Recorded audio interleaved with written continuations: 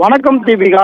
அஜித்குமார் கொலை வழக்கு தொடர்பாக சிறையில் உள்ள 5 தனிப்படை காவலர்களை சிபிஐ அதிகாரிகள் 2 நாட்கள் காவலில் எடுத்து விசாரிக்க தற்போது அனுமதி அளித்து மதுரை மாவட்ட தலைமை நீதித்துறை நடுவர் நீதிபதி தற்போது உத்தரவு பிறப்பித்தார். தீபிகா, மத்திய சிறையில் உள்ள தனிப்படை காவலர்களான கண்ணன், பிரபு, ஆனந்த், ராஜா, சங்கர், மணிகண்டன் ஆகிய 5 பேரையும் சிபிஐ அதிகாரிகள் 2 நாட்கள் காவலில் எடுத்து விசாரிக்க அனுமதி அளித்து மதுரை மாவட்ட நீதிபதி உத்தரவிட்டுள்ளார். 5 காவலர்களையும் காவலில் எடுக்க நீதிமன்றம் அனுமதிக்கப்பட்ட நிலையில் 5 பேரும் தற்போது சிபிஐ அலுவலகத்திற்கு சிபிஐ அதிகாரிகள் பலத்த பாதுகாப்புடன் அழைத்து செல்ல இருக்கின்ற தீபிகா. ஏனென்றால் சிவகங்கை மாவட்டம் திருப்போணம் மடப்புறம் அஜித்குமார் கொலை வழக்கில் கைதான இந்த 5 நபர்கள் காவலில் எடுத்து விசாரிக்க தற்போது அனுமதி கோரி தாக்கல் செய்த மனு மதுரை மாவட்ட தலைமை நீதிமன்றம் முன்பு விசாரணைக்கு வந்தது. இதற்காக மதுரை மத்திய சிறையில் இருந்து 5 தனிப்படை காவலர்கள் பலத்த பாதுகாப்புடன் நீதிமன்றத்துக்கு இன்று தற்போது காலை அழைத்து செல்லப்பட்டனர்.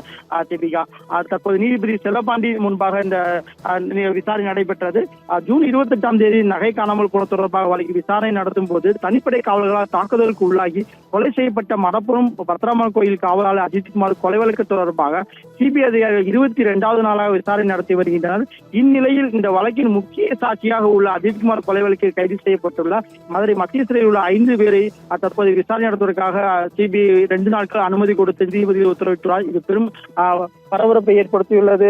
தீபிகா, அந்த வழக்கின் முக்கிய ஆட்களான இந்த 5 தனிப்படை காவலர்களையும் விசாரணை எடுத்து விசாரிக்க இருப்பதால் தொடர்ந்து இந்த நீதிமன்றத்தின் 5 காவலர்கள் தற்போது சிபிஐ அலுவலகத்திற்கு கொண்டு செல்ல இருக்கின்றனர் பலத்த போலீஸ் பாதுகாப்புடன். தீபிகா, ஜெயச்சந்திரனின் அடடா ஆடியோ ஆஃபர் 5 முதல் 70% வரை டிஸ்கவுண்ட்.